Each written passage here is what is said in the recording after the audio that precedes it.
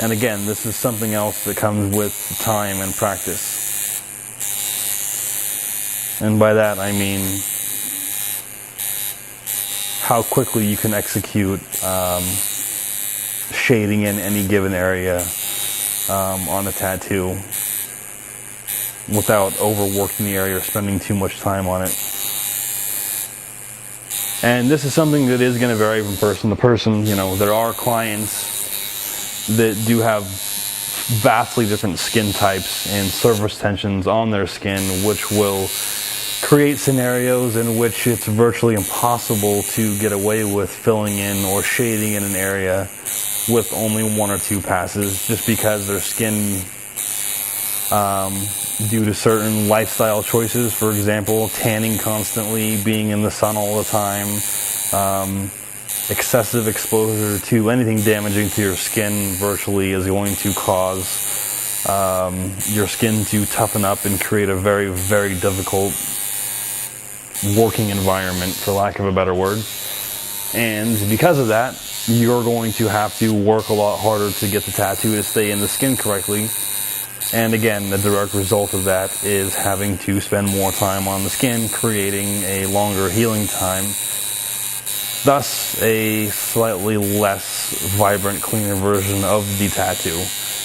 So that is just one example of a scenario in which you're working with an element or a variable that you do not have control over. So in order for you to get the tattoo done properly and have the best result, you will need to work the area a little more so than normally.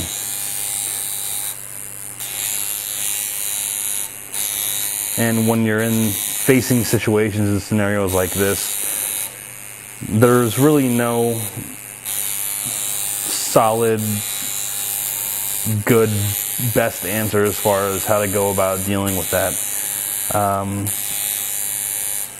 It really is going to vary from person to person, and that is something, as an artist, as a tattoo artist, you're going to kind of have to determine for yourself what's going to work the best in that given situation. And you kind of have to adjust accordingly to your particular style of art. You know, it's a give and take. You know, you have to decide what certain things you can or are willing to sacrifice in order to achieve a result that's closest to what makes you happy as an artist and to what your client's looking for.